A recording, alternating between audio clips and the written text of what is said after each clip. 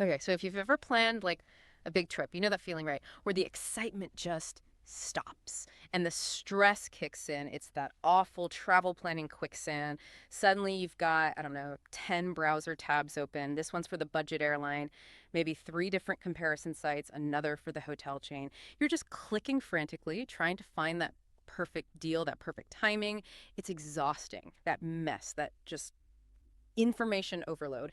It's pretty much the universal pain point for anyone trying to book travel these days.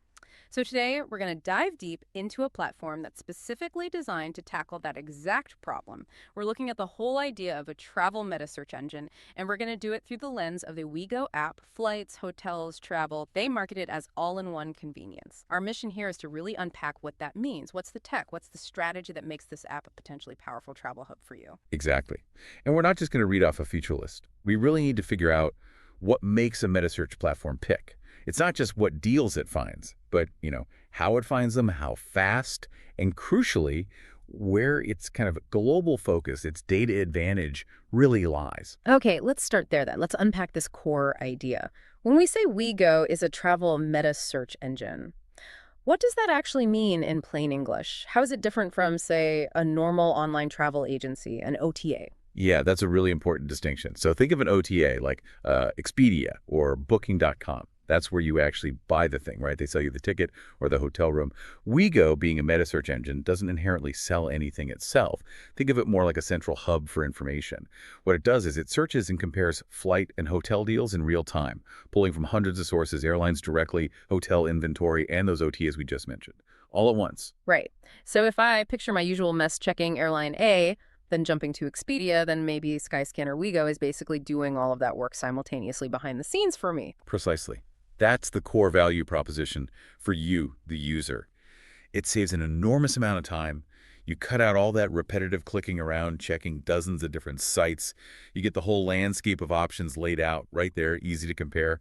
It helps prevent that feeling of being totally overwhelmed. Okay, that instant comparison is the key tech part. But you mentioned something about WeGo's strategy, its geographical focus, that it's not just trying to be everything to everyone globally. That's right. And that's a really interesting strategic insight. It kind of separates them from some of the huge legacy search engines. Mhm. While they do operate globally, Wigo's really established itself as a major player in some specific, very high growth areas. We're talking the Middle East, North Africa, so MENADA, and the Asia Pacific or APAC regions. Why does that matter, that regional focus? I mean, how does that help me if I'm using the app? Well, it creates a pretty significant data advantage in those areas. They've clearly put a lot of effort into building strong partnerships with regional airlines, maybe smaller local hotel chains too. These might be providers whose real-time data doesn't always get pulled efficiently by the big US or European-based metasearch platforms. So if you're specifically looking for flights within Asia or travel within the Middle East, Wigo often has sort of denser data and more localized deals because of that strategic focus. That makes sense. But the tech side still sounds pretty intense, scanning hundreds of providers potentially across different databases in milliseconds. That feels like a huge challenge. How do they actually pull off that speed? Well, that's the sort of secret sauce of any good metasearch platform, isn't it? It boils down to really sophisticated data aggregation technology. It's a combination of things. Optimized APIs, those are the application programming interfaces that let systems talk to each other quickly, and also intelligent caching systems. They're not necessarily pinging every single airline worldwide every time you hit search. That would be too slow. Instead, they use clever systems to fetch and display the most recent verified data as efficiently as possible. So the system is smart enough to know, okay, flight prices need to be absolutely real time, but maybe hotel descriptions can be cached for a short while just to make sure the results pop up almost instantly. Exactly. It's about balancing speed and accuracy. And then once those results actually appear on your screen, the power shifts to you, the user, through the filtering options. It's not enough just to show you the absolute cheapest flight, right? Oh, definitely not. Let's get into the actual search mechanics then. For flights, you've got the basics: destination, dates, how many people fine, but it's those advanced sorting options that are lifesavers when the cheapest option involves like a 15-hour layover somewhere you don't want to be. Yes, precisely. So for flights, obviously you get that real-time fair comparison from all those sources. But the really crucial bits are the filters. You can sort by price, sure, but also by total trip duration, the number of stops or layovers, specific airlines you prefer or want to avoid, and, really importantly, departure or arrival times. So if you absolutely need to land by noon for a meeting, you can just filter out all those late-night flights that might otherwise just, clutter up your results. And it sounds like the accommodation side is just as flexible, going beyond just standard hotels. Oh, absolutely. Wego searches across thousands of different lodging types. Yes, traditional hotels, of course, but also apartments, vacation rentals, villas, even more unique private stays. That kind of variety is essential now, isn't it? So many travelers prefer having a kitchen or more space, maybe booking an apartment instead of just a hotel room. One thing I noticed was the inclusion of aggregated traveler reviews. That seems like a big plus, tackling the whole reliability question head on. It really is, because Okay. when you're comparing options, especially from providers you might not know, it's not just about the price. You need some confidence in the quality, the value. Mhm. By pulling in genuine traveler reviews from reputable sources and showing those ratings right there, Wego gives you that social proof immediately. And you can filter by those aggregated review scores too, not just by, say, price or whether it has a pool. Okay, let's switch gears a bit to maybe the trickiest part of booking travel online. Hmm. Pricing, specifically transparency and where you actually book. We've all been there, right? You click a price on one site, get sent somewhere else, and suddenly it's $50 more. Yes. This is where we hit a kind of inherent challenge with the metasearch model. WeGo is generally very upfront about the price they find. They stress that the price shown is usually the full price, and importantly, there are no hidden fees from WeGo itself. They're just reporting the price they were given. Okay, if Wego sends me off to a third-party OTA to actually book, is Wego kind of off the hook if that site adds a surprise service fee? Right. Or what if the price just changed in the few seconds between me clicking on Wego and the airline system reconfirming? That touches on a really fundamental point about where the responsibility lies, and it's something every user needs to grasp. WeGo, as the comparison tool, generally isn't controlling that final booking environment on the partner site. So yeah, they aren't liable for extra fees tacked on by the OTA. And they can't completely eliminate what we call price latency, that tiny delay between when WeGo got the price feed and when you actually go to book it. Prices, especially for flights, can fluctuate constantly. They aim for real time, but real time in this world is always a moving target. So just to be clear, Wego finds the deal, presents it, but I'm still making the final purchase agreement with the partner, the airline or the OTA. Which means if my flight gets canceled later or I need to change something, I deal with that partner, not Wego. Exactly right. Yeah. Understanding who you actually have the contract with is key for any potential customer service issues down the line. WeGo makes the introduction, facilitates the discovery, but the partner usually holds the booking contract. But you mentioned there's an exception, something called the Book on Wego feature. How does that change things? Ah, yes.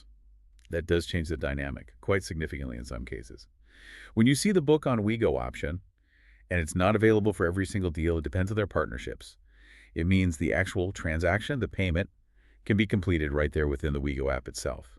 That definitely simplifies the flow for you, keeps everything in one place initially. When you use that feature, WeGo is taking a much more direct hand in facilitating the payment and sending the initial confirmation. But again, you need to notice which path you're taking, redirect, or book on WeGo.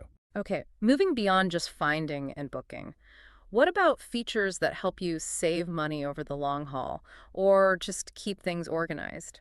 I'm thinking about how tools like this might influence how we plan. Yeah, the savings angle goes deeper than just finding today's lowest price. Because of their partnerships, especially in those focus regions, we often get access to exclusive promo codes or discounts. These might be extra savings on flights or hotels that you wouldn't find just doing a generic web search, or even sometimes directly on the airline's own site. If you use the app regularly, those little exclusive codes can really start to add up. Okay. But the feature that really caught my eye, the one that feels like it could genuinely change how someone plans their budget, is the price trends visualization. This seems to shift things from just reacting to prices to actually planning proactively. Oh, absolutely. That's a powerful tool. Price Trends lets you see how flight and hotel prices for a particular route or destination are projected to fluctuate throughout the year. Now, it's important to understand this isn't like perfect crystal ball prediction using complex AI forecasting.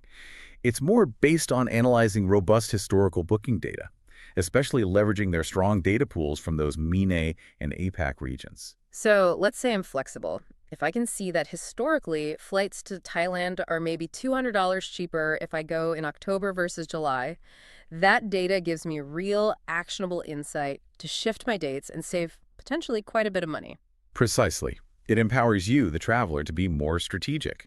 It's using that data density they've built up to help you optimize the timing of your trip. And honestly, optimizing the timing can often save you way more than just snagging a one-off discount code. Makes sense. And then finally, let's talk organization. Because finding the best deals may be only half the battle, right? Once you've booked everything, you've still got confirmation emails, flight numbers, hotel addresses all over the place. And that's where their trip management features are designed to help. Once you've made a booking, whether you did it through Wego or you link it later, the app can act as a central place to organize all that travel info. Flight details, hotel reservations, maybe even ideas for things to do. It aims to be that single point of reference for your entire itinerary. Keeps it all together. And probably the most underrated feature, especially for anyone who's landed late at night in a new country with zero phone signal, is being able to access that info offline. Oh, that offline access is incredibly practical. Right. Essential, really, for international travel or even just going through areas with spotty connectivity. Being able to pull up your booking confirmation, your gate number, the hotel address, and phone number even when your phone's offline, that can be a real lifesaver. It avoids that moment of panic trying to find the address for the taxi when your email won't load. Okay, I think that really covers the key points from our sources. So, to sort of recap, Wego's strength seems to be its focused role as this efficient meta search engine, particularly with that data edge in the MENA and APAC regions. Plus, the detailed filtering and the price transparency efforts, all aimed at saving you time and hopefully money. Right. And if we just maybe connect this to the bigger picture for a second, think about the combined impact here. You've got aggregated price trend data, that regional deal density, exclusive codes, and the tools to organize it all. You have to wonder, how might tools like this fundamentally start to shift the way masses of people plan travel? Are we moving away from just impulse booking when you see a sale towards making really data-informed decisions months ahead, optimizing not just the price, but the entire life cycle of planning and experiencing travel?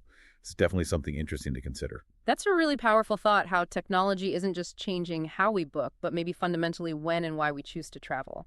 Great stuff. Thanks for diving deep with us today.